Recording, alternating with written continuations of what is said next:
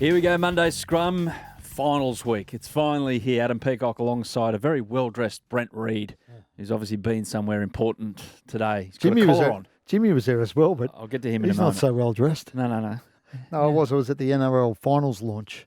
Looking sharp. Yeah, and I'm just doing my best, mate, you know. And Jimmy got here a little late, but we weren't about to wrestle him. So I reckon he could have taken both of us at once. Yeah, but Ready? you know, if I abide to the culture of the organisation, and let's just say here at the Monday Scrum, timekeeping isn't a priority. I like the way Jimmy gets here late and he gives us all a hurry up to start the podcast. How's that work? Why? No, Matt. I've got to hurry up. They said Jimmy wants to go, wants to get it done. You said you needed to be at home for school pickup. I So do, yeah, I know. My poor kid's going to be waiting outside the school again. Right. that's all, Matt. It's a little bit of hardship. They'll grow. I look It's all for the greater good. I've already got a reputation as the late parent. Now Hang you're on, going to how cost far me. from school to home is it? Like, from your kid's school to... I don't know, it's up 900 metres, kilometre and a half. Walk! He's 12 years old. He can't be walking home on his own. 12 Are years you old? joking? No, he's 11. Yeah? Oh, no, hold on, he's 12. He's 12. No, he's 11. He's 11. I used Oh, to what walk year home are from we in? preschool. Oh, I lie. He's 12. He just turned 12. He turned As if 12. you He's don't 12. He's 12. He just turned 12. You can't walk home at 12. Mate, you know Can what? Yes, you can. And also, if you don't even know your own kid's birthday. No, he's 12. His birthday was last month. Mate, I'm not reading any. You know how I don't look at who writes the columns? If you don't even know how old your kid is, how are you supposed to know what's going on in the He's world 12, of rugby? sorry, Ollie. But anyway, he's not walking home at 12 years old on his Why? own. On his Mate, own. you live in the northern beaches. What's going to happen there? Doesn't live in the Bronx. He's fine. No, Run a simulation a billion times over. He walks home on his own today, and a billion of those times he gets home. If he rode a bike, I'd let him ride a bike. My oldest son, Dangerous than walking. my oldest son, we let ride his bike to and from school in year 6. But the young one, he can't walk. He won't do it anyway. He's very. Really, he can be a bit lazy. You know at what? times. Like, you don't come across as like a faffer, but you are. Like someone that faffs around. Oh, they can't walk. Like an over panicker. Like, oh, we live in fear. Like, oh no, what happens if someone scary gets him? It's like, it's not going to happen, is it? Is it? You never know. What if a hurricane evolves out of nowhere and takes him away on Just that takes 900-metre walk home? Just takes one bloke with a van and some boiled lollies. No, it doesn't. No, it doesn't. It doesn't take that. It doesn't happen anymore, really. Does it? Back in our day, maybe. There was a guy on the northern beaches, by the way, back in the day that used to There go you around. go. this I I kind know, of but you thing. can't Got live in in the end. fear like No, that. you cannot, James. You cannot live in fear like James that. Graham, how are you, by the way? I'm absolutely outstanding. I had a very busy day. Yes. You went NRL launch. Who was Oh, you Jam had something- and cheese. Yep. NRL launch. Gym. Yep. Who Here was, now. Who was Here your we best go. interview at the launch? Who was your best? Who was the most entertaining? Do you know who surprised me? Christine Welsh. Christine. You just called him Christine? Christian Welsh. Christian. Called him Christine, didn't he? Christian. He called him. Christian. He's quite a smart guy. Chris. He He's is. been to Harvard. And you know what? He's Wayne. pretty funny Yeah, as well. he's got a bit of a sense of humour, Christian. Like, I was expecting a straight bat from him, but he was actually pretty He's in entertaining. my fantasy NFL comp that I began for. God, for NRL good job you players. finished out your sentence. Yeah. Like, he's in my fantasy. Fill in the gap. NFL comp. Are you yeah. Are you fishing for a sponsor here to get? I'd love that. Yeah. The I'm amount trying of to airtime have you've a given this tournament, fantasy big comp. tournament. The amount of tripe out there on socials, on some of the TV channels, and a bit of an insight into the NRL players and journalists, NFL fantasy. There's a show in it. There's content Yeah. there. I agree. I mean, Yeah. Triple M. Mate, That's what reality's Triple hard. M needs, another podcast. Yeah, well, put it on the listener shelf and everyone Yeah, will let's listen. do it. the buy round will take you on. Oh, hold on. Here we go. Now we're talking. Mate, I can't get my head around fantasy. Reality's hard enough, let alone. You'd have to host it, Adam, because you host every other podcast. I know. Here we go. Okay, boys. Should we talk footy? So or- here we go. We've got the finals and all games live on Triple M and Listener. We've got Friday night Broncos Storm. That's on air from 6 p.m. We've got Saturday. They're on air from 12. It's a big lead-in before the 4 p.m. kickoff out at Penrith between the Panthers and Warriors. Should be an absolute beauty, that one. And then on Saturday night, right off the back, is Sharkies and Roosters. And then on Sunday from 12, of course, before the 4 o'clock kickoff, the team's on the road. It's a road trip up to Newcastle, down to Newcastle, wherever they're coming from for the Knights and Raiders. So we'll go through them one by one. Firstly, guys, Broncos Storm. This time with meaning after last week's meeting. Not that was how irrelevant was that last round of the regular season meeting, James, before first week of the finals meeting, given all the players missing? If the Broncos had won, Mm-hmm. they'd be playing the Warriors at home. Yep. So there has been real life consequences for that decision by the Broncos not to field a full strength team. So it's set up arguably a more difficult task for them going into week 1 of the finals. I got poo-pooed a bit in the Saturday show, Jimmy, because I said that I thought Brisbane losing that game meant a bit more for me on the weekend than maybe it did for Penrith, because Brisbane haven't won anything in a long time. It was a chance to win a minor premiership. They haven't beaten the Storm in God knows how long. It was a chance to beat the Storm.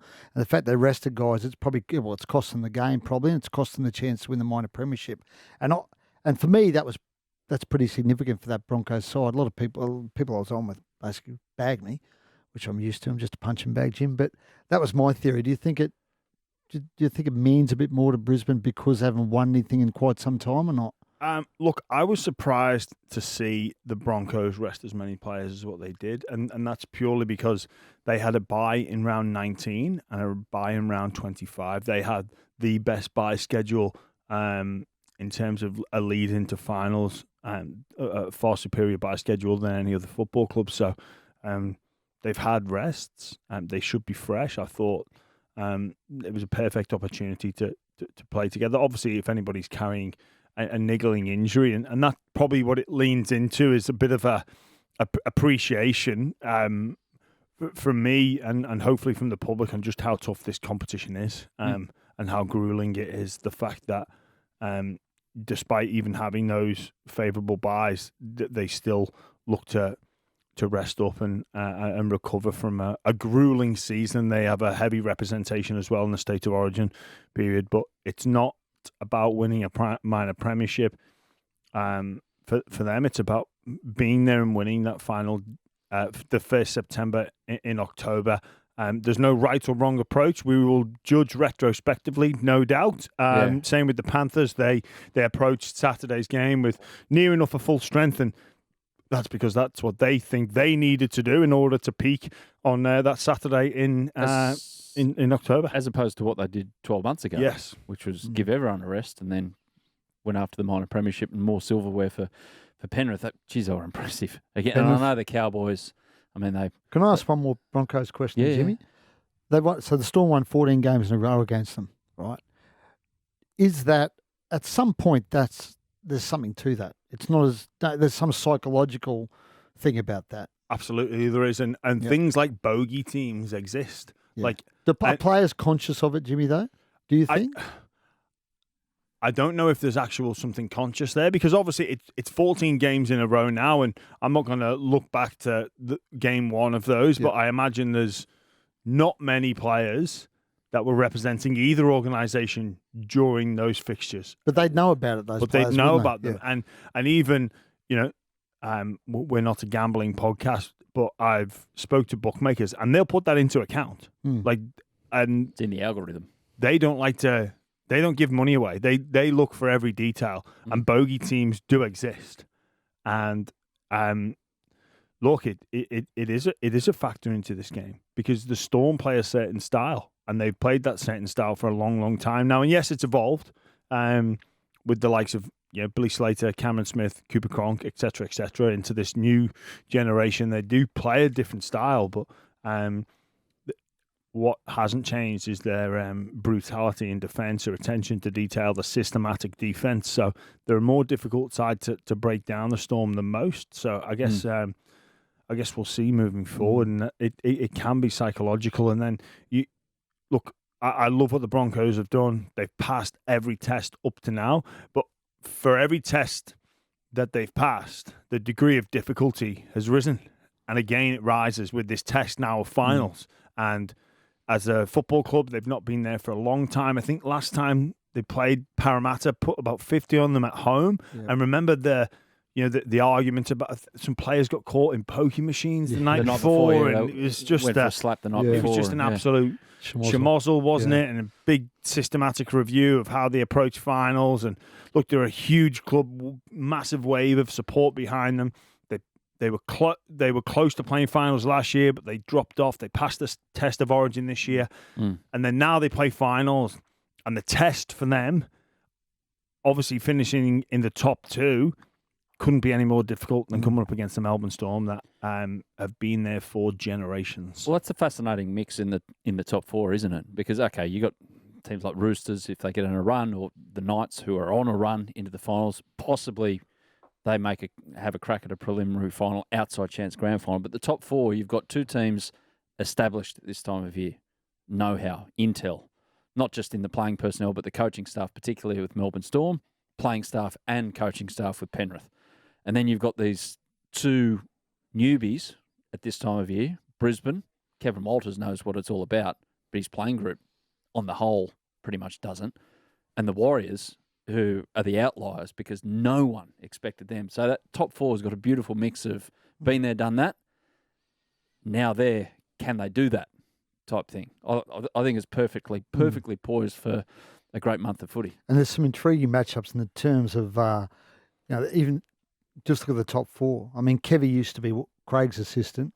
Andrew Webster used to be Ivan Cleary's assistant. So they know each other well. They know how each other coach, particularly. And, you go beyond that. Fitzy up against Trent Robinson. So there's that real master and apprentice thing going on as well throughout this final series. And it's a bit like that with the teams, right? Brisbane and Penrith and Melbourne are the masters. Brisbane and the Warriors a little bit about the apprentice about them. And, you asked about Penrith a bit earlier and I changed the subject, but I mean, they're just an unstoppable machine, aren't they? They lost a couple of games and then they just turn it around, get everyone back. Nathan's back and they just look so good. So hard to beat. If they are to be stopped by the Warriors, for instance, James, how do the Warriors go about it? We saw the lateral style of footy that Manly and Parra tried to, or Parra successfully, Manly nearly, against Penrith late in the season. Do they go down that route or do they play rumble through the middle footy, which they're capable of doing, the Warriors, with their forward pack as well? No. I don't think Chuck you it around? I don't think you can play Penrith at that game and be confident of winning. You would need to be incredibly lucky. But I think for me, it's more about the approach defensively now for the Warriors against the Penrith Panthers. Yes, they will need to pass the ball, not necessarily play risky, but have an attitude of passing the ball. But I think it's defensively and how they look to mark up. And look, the Penrith were fantastic against the Cowboys. The Cowboys, there's a few question marks there about their efforts and attention to detail. Their coach came out and I think he basically said 16 of the 17 didn't turn up today. They weren't playing desperate enough. The only one was Luciano Leilua, which is a huge statement from them. But I think for the Warriors, if they're going to beat Penrith, I would really overload my defence on Nathan Cleary and wherever he is, and almost tempt them into saying, make the option appear to be go to Cogger. Yep. I'd even go man under on that side, or have my fullback marking him, and like we see a lot of a lot of the times, I have Nickel Cluxter on Cogger and disappear almost like a ghost, an illusion defender, because I think Nathan pulls the strings so well off the back of the Isaiah Yeo shape, especially. So So you're saying you'd have a man just shadowing him, an extra man shadowing him everywhere he went? Talking about like the splits on the field, we know this, whether like middle of the field, people go 6 and 6. Yep. 5 and 5, 2 markers. Yep. Or at those scrum lines just in between them, you'll go man marking on the defender, usually 6 and 4 split. But I think with Cleary, you go the extra person, and you would go a 7 and 5 split middle of the field on Isaiah. Challenge them to go to sorry, not a 7, 6-4 split, Yep. maybe with the fullback coming into the line and challenge them, because Nathan And say, if you're going to beat us, Jack Hogger's going to beat us. yeah, Yeah. that's the approach I'd take. Interesting. I like that approach. Yeah, we'll wait and see. Sounds like there's a story in that idea. Maybe I'll steal it and say it was my idea. Put it in your little black Hold on, book. Jack, let me write this down. Jack Hogger. So that's Saturday Arvo, and just have a look at the weather forecast as well. Importantly, for a day game, it's going to be dry as well. So if the Warriors want to get a bit flamboyant, they'll have the conditions to be able to do that. It's interesting as well. If you look back to Penrith's defeats at the start of the season, most noticeably against St Helens and Brisbane, they were wet nights as well. And very tight games. Very tight games, must but be they were said. wet. Yeah. And I mean, what I said before, Andrew Webster knows that team as well as anyone. I mean, he's been there, was there for a long time. So I'm sure Jimmy's ideas probably been, he'd know Nathan Cleary as well as anyone as well. I mean, he was in charge of their attack when he was there. So I'm sure he'd have some ideas about maybe going down that path. Is it Andrew Webster the type of character to stir a pot in a week like this, or is he pretty? No, I don't. pretty He's a quiet pretty he's pretty quiet guy. Not quiet guy, but he's pretty straight down the line, Andrew. And I don't think he's going to be lobbing any grenades. I don't suspect he will.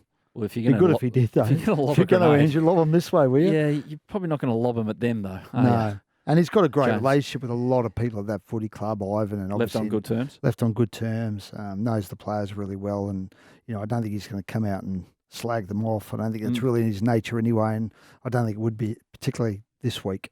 Sharkies Roosters right after that one on Saturday night at Shark Park. Is that a storyline today floating around that it's there and not Allianz or Combank? It's a construction site. How come you're playing a finals game at a construction site? What's the Of 13,000 people. 13,000 people. It's ridiculous. That's indemountable. And I look, I wouldn't play at Allianz because that's the Roosters' home ground, but surely, I know it's a long way from people from Cronulla. I live in the Northern Beaches. We're just as bad. But maybe they play the Combank. Or... Well, that's not far up King George's Road. Yeah. It's like it's crazy. But why not play it at Allianz? Because it's at Allianz because it's the Roosters' home ground. I don't think that's fair. But for me, this should have been predetermined before a ball was kicked. But the issue, Jimmy, it used to be we played at the big grounds. Then it got changed. Can't remember how long ago it got changed back to suburban grounds. Cronulla and Manly were playing in these games, and they were playing them at Allianz, and there was 15,000 people there, and it looked crap, and it sounded crap. Yeah. I will say, though, this year, they've had the highest ever average attendance for the home and away season. There's nearly average attendance, thanks to the Dolphins coming in, that's piped it up a bit, of 19,000 people per game. 11,000 is the worst, and that's the Dragons, and then everyone else is 14 or over. It looks crap playing at a construction site, as I said, at Cronulla. Yeah. I mean, it's 13,000 people for a finals game. It's embarrassing. I don't no doubt if they played it at Allianz, they'd get 30 this week because crowds have come back to the footy. Yeah, and there's going to be more people that can't get a ticket than will have a ticket. And I think, you if you're the Sharks, you drive the narrative of we need you. We'll put buses on for you. We'll put extra trains on. Yeah, it's doable. Give them, yes, you lose that technical home ground advantage, but, you open up today, the ticket sales go on. It's for Cronulla members only. They get to pack it out. And, I know Fitzgibbon wouldn't agree because he'd say we've earned this home field advantage, but I think to your point there, Reedy, for the overall greater good of the game, this game needs to be played at Allianz Stadium. Like, I know what you say about going to a call, but with the logistics of getting there, then nobody wins. But I think the game wins if this game is at Allianz. I brought this up with Gordon Tallis on Footy Talk today as well. What about the Penrith game? So I'd imagine there's more than 20,000 people want to watch that game of Footy live. Given how many Warriors fans or people of Kiwi descent that live in Sydney. Should that be moved to Combank? Combank. I think for they instance, should an all extra be played 10,000. at biggest. At the finals should be at the big venues, the good venues, the state of the art venues. The reason I brought up those crowd figures is I think the game now, and that's the one thing that's really improved in rugby league in the last 5 years, is after COVID especially, is fans going back to the footy. They're events. Yeah. You get 16,000 to a dead rubber on Friday night at Brookie the other night. Yeah. It's like, okay, people want to go. And, people will come with the argument of what happens if we have a Warriors v Cronulla and there's nobody there. But that game could happen in a couple of weeks' time. So we're going to have that problem where this suburban ground advantage is taken away as of next week. Yeah. So It is taken away next week, Yeah, isn't it it? is, yeah. No matter what. Yeah, No pretty matter sure what. from memory So next week's got to be at a if one of those games proper where ground. it's a team that perhaps don't travel well, like the Cowboys play a game in Sydney, then that's just something that we have to live with next week. Didn't they have one year a doubleheader? I think at they did. Yeah, I Allianz? think that's right. Yeah. Yeah, so I they think had you're right. 2 in a row. We've got a Yep. bit of background music today on, I think the Cruel Sea are in for a Triple M promotion. So if that's what you can hear on the background here and How on the good. Monday Free Scrum and concert. you're watching it going on in the background, there's Dell rocking away with his cool hat. So anyway, we'll bring it back to the footy. The actual game, your little mate Brandon Smith, that looked like on, I don't know about what you reckon, on Friday night, that looked like Brandon Smith in a Melbourne Storm jumper at his absolute best the other night. Yeah, especially defensively. I thought the Roosters middles really turned up for one another, and it They wasn't had just to, didn't one. they? It wasn't just one person in particular. Like Lindsay Collins has really held the fort this season. I think he's been outstanding, but he was backed up by Butcher. May was pretty good. May was amazing off the Yeah. bench. Radley had one of Radley his was best good. games. You could see the desperation. There was a moment there in the second half, a block of possession that Souths had, and the Roosters that in previous weeks at the start of the season they fold, but they didn't. They just kept turning off one another, applying the pressure, frustrating Souths. Really frustrated them. The ball came on the last to Cody Walker, and he was ambushed, and that was. From a Roosters perspective, it was great to see they've hit form at the right time. I think Brandon's been pretty good the last month. Yeah, He's been really good. Since he's got up to speed after, what was the hand? The hand Yeah. injury, Yeah. and he's proving his worth. He's looked more like the Brandon Smith we're accustomed to, and I reckon they're a massive chance in this game, the Roosters. In fact, I think they'll win it. I think they're just playing better footy for me than the Sharks at the moment. Well, they're not walking into a hostile atmosphere, are they? With well, only 13,000. No, not as hostile as it could be. Exactly. Yeah. It actually kept. And I think they're enjoying it, the bit the Roosters got. Guys, I spoke to Teddy this morning, enjoying that not, I wouldn't say they're the underdog, but, proving people wrong. Because everyone wrote them off 6 weeks ago. And I think they've, they're enjoying that idea of shoving it up some people. They've got the best of the draw because I would be unbelievably confident of Newcastle's chances against the Roosters at home in the first round of finals. But that, I reckon it's 50-50, Sharks and Roosters. Yeah. Because Cronulla, Scratchy. They've been scratchy. consistency has been it's been weird, hasn't it, James? Compared to what they did last year. Last year it was really clear what they were. They could move the ball really well, defensively solid. This year, wavy. They look beatable at the moment, the Sharks. And look, but they're capable of coming out and putting 36 on a team, or 40 on a team pretty quickly. They are, but they certainly look beatable, and made the point before about the freshness of sides. Cronulla 6-day turnaround as well, which doesn't help their cause. The Roosters offer on an 8-day turnaround, so I think it is advantage Roosters. Yeah, with 13,000 people there. Anyway, there's going to be more than that on Sunday afternoon up in Newey. That Packed joint's going house. to rock. That is going to 30,000. be so much fun. It's a good place to be, isn't it, when it's full? So that good. joint. Past 2 weeks now, they had that huge game against South Sydney, and there was not a spare seat in the ground. They backed that up with Old Boys Day with a convincing victory against the Sharks as well. Things are looking amazing up there, and real feel-good factor as well, especially with what they've been through. Them, like the Roosters, a lot of people redline through them, proved a lot of people wrong, and they sit pretty in fifth. Reedy, has anyone got to the, you do these deep dives into what changed and the stories behind the scenes that changed with Newcastle, like with teams that get on a run like this. Yeah. What clicked? What's the word out of Newcastle that it all started happening for them? Well, I don't think anything specifically has been done on that, but obviously they played Canterbury that week. There's another. Write that one down. Yeah, for this week I as think well. that one's on our list. Yeah, good. But obviously that Canterbury game was a game to turn their season. They were under the blowtorch going into that game, and they just, I think, they put 60 points on them from memory. 66, and that just yes, you remember that day, Jim? And they had the bye, and they come out, and that was the start of their streak. So I'm not sure what happened to lead up to that game. I'm sure at some point it'll come out and we'll work it out. But that just changed the whole year. They suddenly got an infusion of confidence and belief, and they've just carried it on. I mean, that game was a turning point, I think, for Kalen to an extent. I think Kalen had been a bit scratchy from memory up until then, and I mean, he's probably been the best player in the comp over the past nine weeks. Him and Reece probably. So, I just think that was just the game they needed. Canterbury was the game they needed at that point in time, because they'd lose that. Adam O'Brien's probably not even there now. How does Canberra try and pick holes in Newcastle at the moment? Such a confident team, everyone playing their role so well. Where do you try to find that chink? I think, look, I've seen a number of teams enter finals and no one given any attention or hope in hell. And this is the situation with Canberra. So they need to tap into something. And if I was part of that organisation, the narrative I'd be looking to tap into is Jack Whiten. Mm-hmm. And that's it. It's as simple as we've got to do something here for Jack. And maybe there's some words there that Ricky Stewart needs to get to him and say, how are you going to leave your mark on this football club?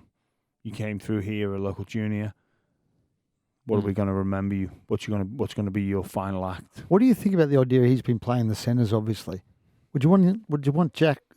I think he's got to move closer to that game on Sunday, he looked like the guy who was, if anything was going to happen, Jack would... Happens around him. Yeah. So you need the ball in his hands, don't you? Yes. And obviously, I think you move him into 5'8", and then you put Croker back in, and there's another narrative that you can tap into as well. Because I think on ability at the moment, that's not going to be enough to get Canberra there. Yeah. But I think on emotion and story and going above and beyond, those are the two stories that you can tap into. Well, they got some outside back shuffling to do, Canberra, given Sebastian Chris cops 5 for the head tip. It was a bad one. He's a shocker. He pleaded guilty straight away. There was no mucking around. So just one of those one of the things he got wrong. He knew it straight away, and it was a bad one. Yeah, really bad one. But he was lucky to only get 5 weeks, I think. Yeah, it seemed very much out of character as well. Like he's not that sort of player whatsoever. Just a moment of lapse in concentration. Obviously, people are loving that comment from me. As you can probably hear. I mean, is it bleeding through? This is meant to be a soundproof studio, isn't it? It's not coming through. There's a lot of applause going on around us. Yeah, look, I think so the important thing to mention is Sebastian Chris isn't that type of player. And we're just fortunate that there's no significant consequence from that tackle as well. Yeah, exactly. In saying that, I asked you, can you find a hole in what Newcastle are about, and you threw it back on Canberra and what they can provide, even at their best. And if Newcastle are anywhere near their best, Newcastle win. Yeah. They do have some worries, though. I mean, Kalen's obviously got that shoulder problem. He's going to play. Really, I know he'll play, but will he be at his best, Jimmy? Will he be able to do everything he's been doing? Probably. Yes. And Jackson Hastings, the other one, although Adam Clune's been outstanding replacing him, but Jackson's obviously still got that ankle issue, and I think hopefully he'll play as well. So, I mean, if they get Kalen and Jackson back, they're looking pretty good. People go above and beyond this time of year. They know that the finish line is imminent, and Kalen's just got to push through it. He'll have plenty of injections. I think his toughness is a bit underrated, Jimmy. Yeah. Kalen, I don't think people appreciate how tough he is, and given what he's been through over the past 6 months or so. And if shows he's a tough dude. Any player that's wanting to be in full physical peak condition, part of being in peak condition is being a little bit battered and bruised from the season and being game ready. Especially the role that those guys play, like Kalen, Reece Walsh, those guys, they're playing a position where they're at full tilt when they receive the ball off the back, like inside the opposition 20. And the sole objective of the outside winger these days seems to be, can you time it that you can not only stop the guy, but wipe him out? Yeah. And there's some horrific collisions, and they'll continue to be. Like, remember, Teddy's got knocked out a couple of times this year or in the last 2 years as well. That takes a fair bit of fairly large pair of nuts to keep on doing that and doing it without self-preservation. It sure does.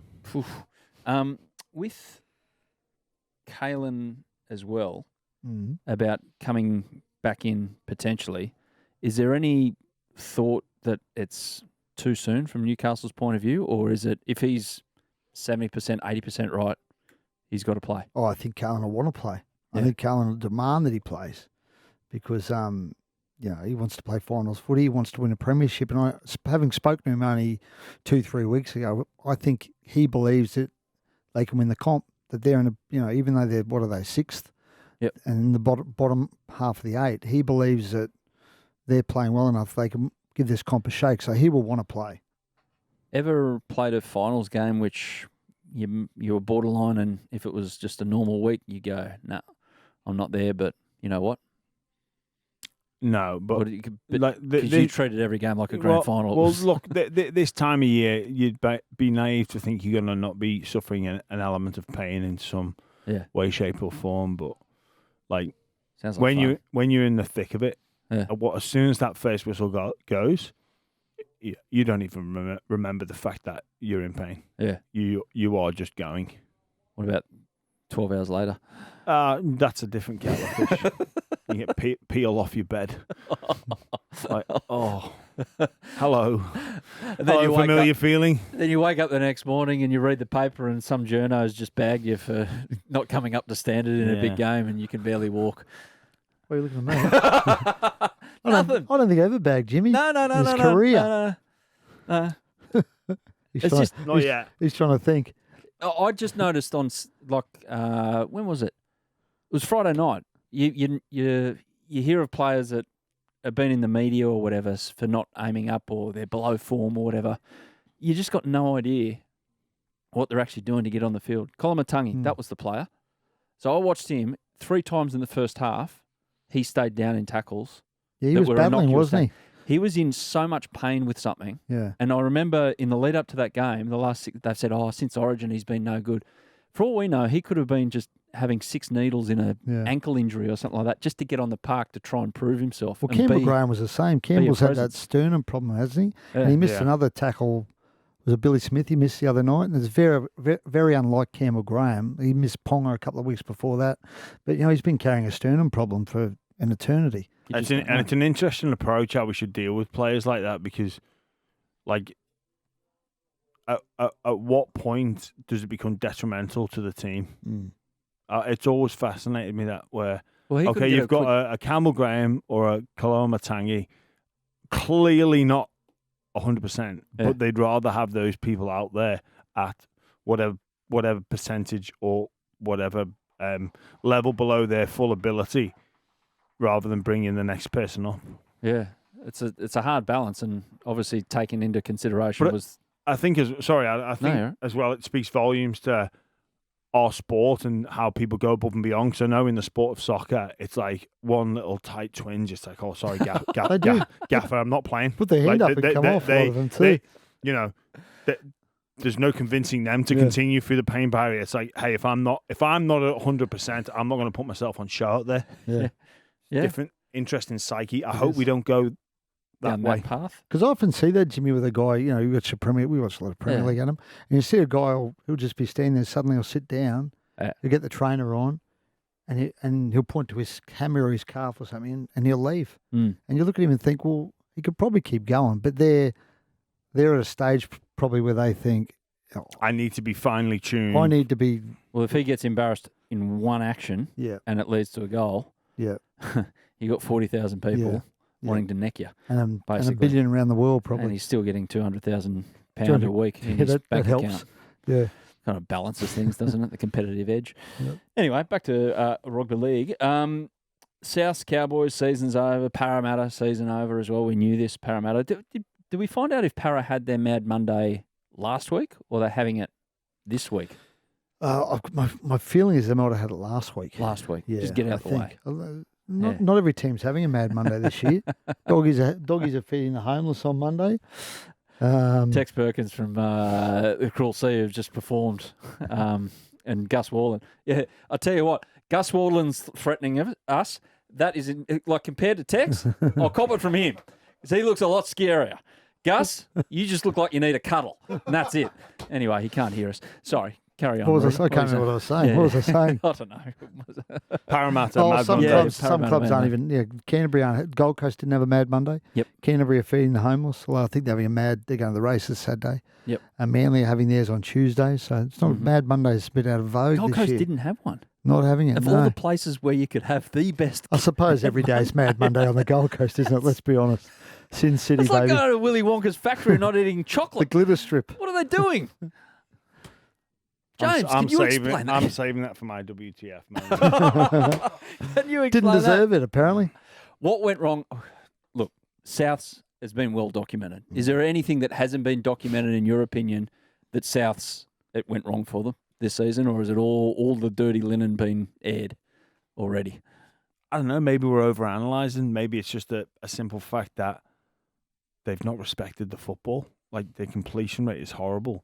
And if they'd have built into their sets a little bit more, even the game on the weekend against the Roosters, there was a lot of tension involved. But I just got the impression that Souths play with this attitude of feeling like they need to score on every play. Impatience. And every half break then needs to be like, let's go and chase another break. And when it comes off, it's perfect. That's why they go top of the league.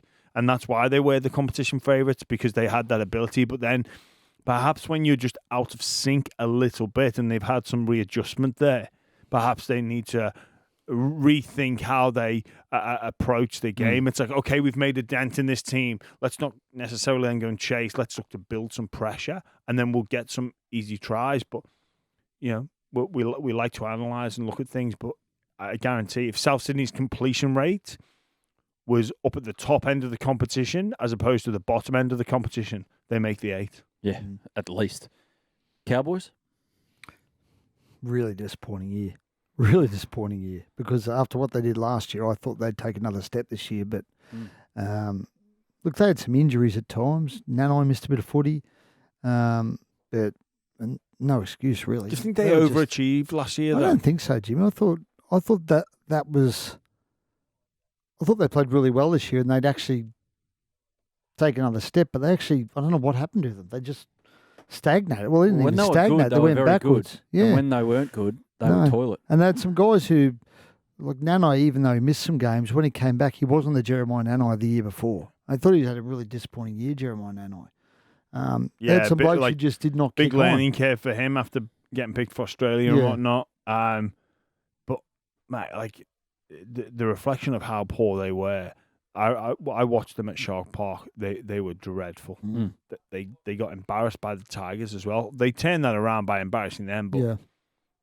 those are some of the results and performances that you look back and you can't afford to have them. Too volatile. So both the Bunnies and the Cowboys, same problems in a roundabout kind of way. Oh. Jimmy, Andrew Davey, has he got in contact in the last 24 hours or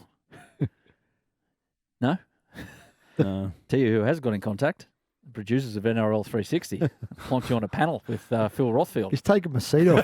Oh, if I take your seat, I've been tossed out. And happily so, I've got to surely. go sit in the green room and watch them. Oh, don't you want a ringside seat? And I'm stay going in to the... turn up with I'm turning up with a bucket of popcorn I dare a lob on the set first and just leave it there. and watch them go at it.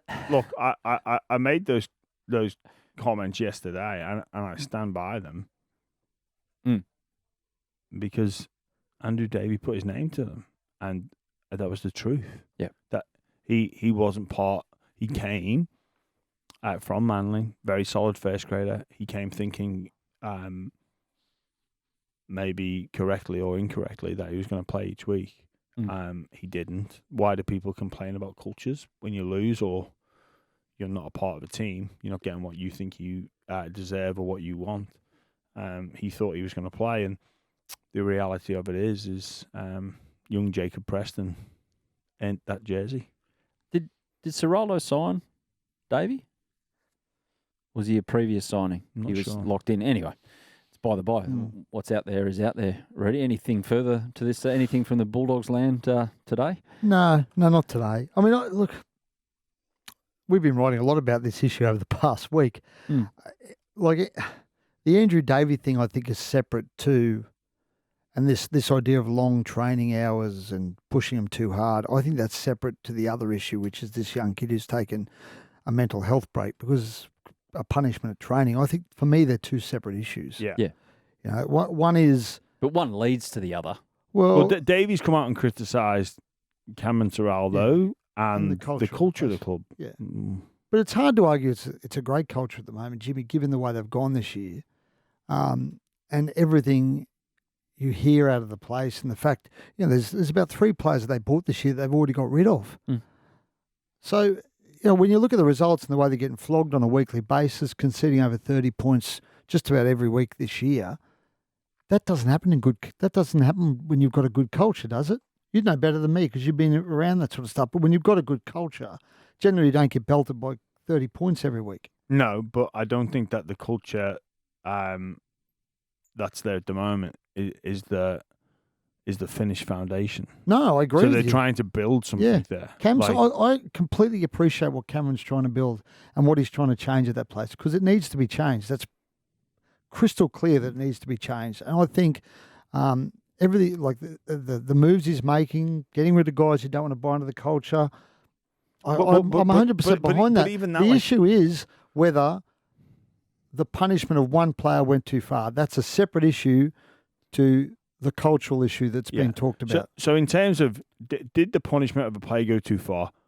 The question I need to ask is, was that personal? And I don't think it was. What do you mean? Well, is that a personal punishment on that particular individual? Like, is that a personal punishment to be like, I'm going to target this person? No, I don't think it was. No. That's either a dice roll, a spin, or lads, if anyone's late again, this is what we're going to be doing. No, I don't think it was personal either. Yeah, exactly. I just think the actual, although I would say this, the punishment he copped was, for example, Danny wrote about Braden Burns copping the same punishment. Well, that's Danny wrong. Wadler, you're talking about. Danny Wadler, well, that's wrong. He didn't cop the same punishment. Yes, he had to wrestle players, but he only wrestled 8 players. This kid wrestled 24.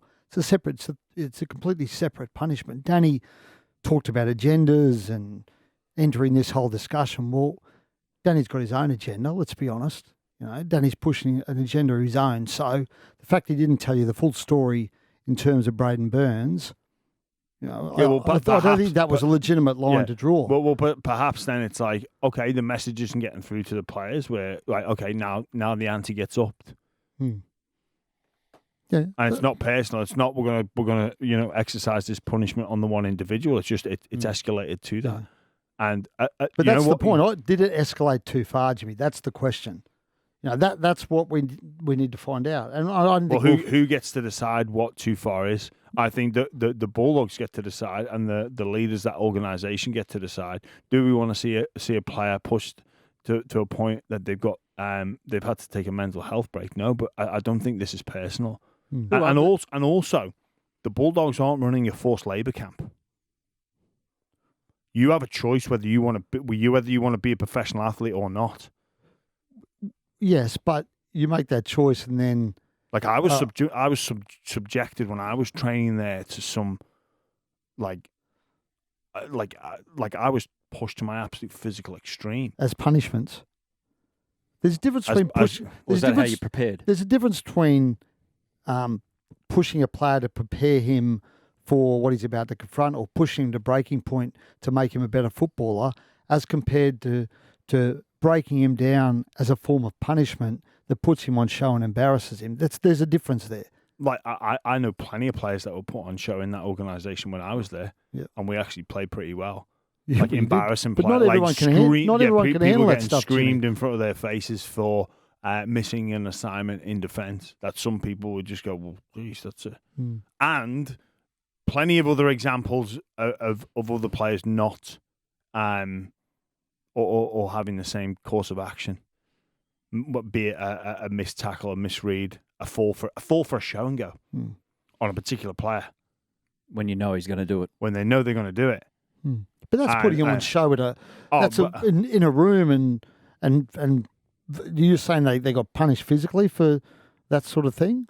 I was part of some ambushes by the coaching staff there. What's that, ambushes? What do you mean? Well, like... you thought you've had a pretty good game. You rock up to the video review and you've just been... like extra conditioning. That but it was a mutual suffering. and I was in my 30s at the time, and I felt that I didn't need to be part of that. I felt like I was like, why am I part of this?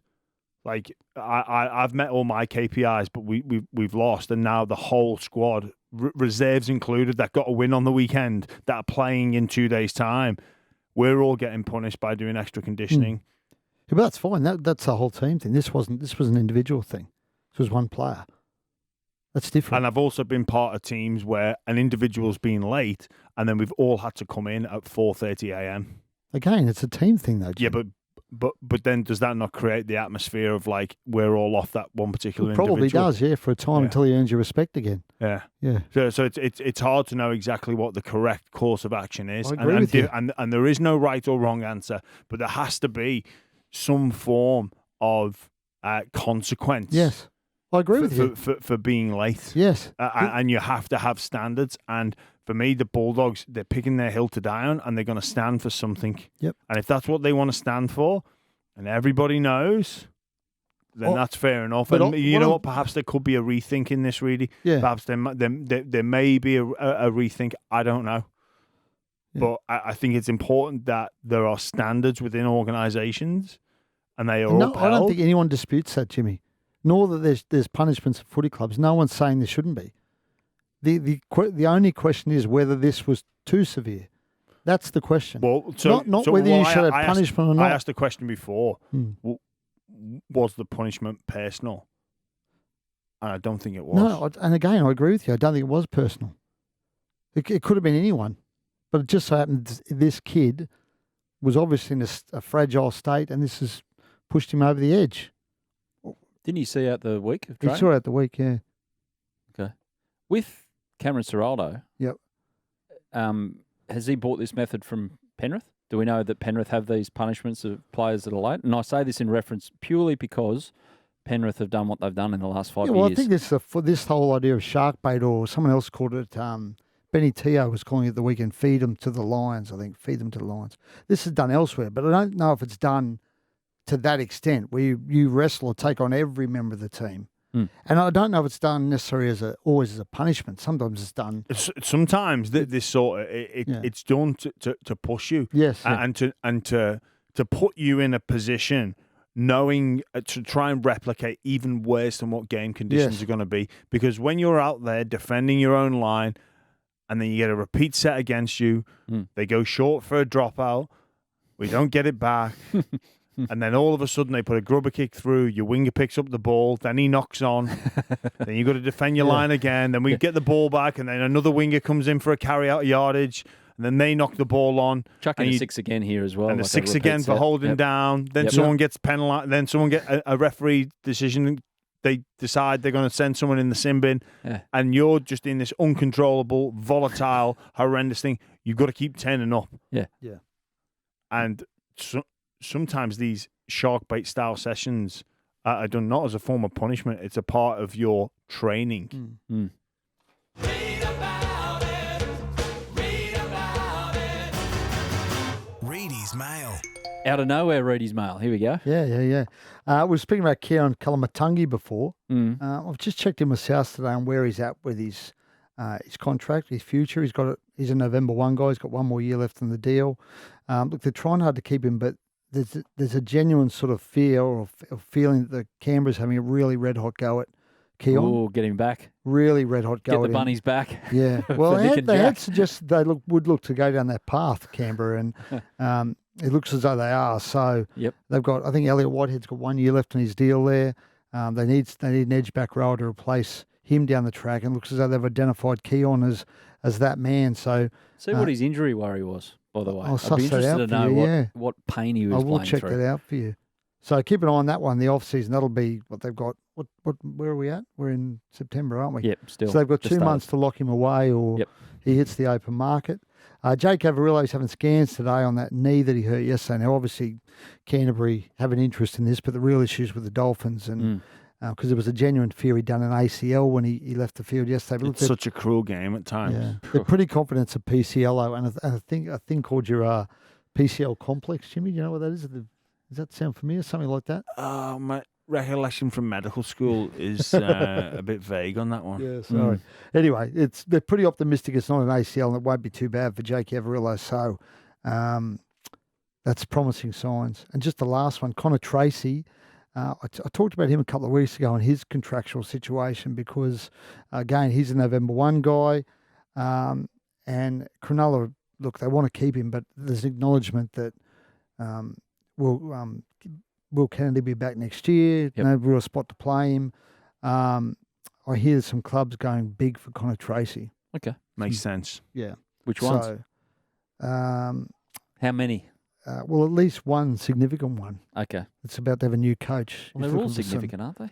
New coach is looking for some players in the off season. Is it the place where they don't have Mad Mondays? Jimmy might have played there at one point in his career. Oh, okay. Yeah. St Helens. Fair enough. Jimmy Graham, have a good week. Thank you. You too, mate. Reedy, have a Cheers. good one. Enjoy the popcorn show tonight. Oh, Buzz looking and Jimmy. forward to it. That's Monday Scrum. Have a good one, everyone.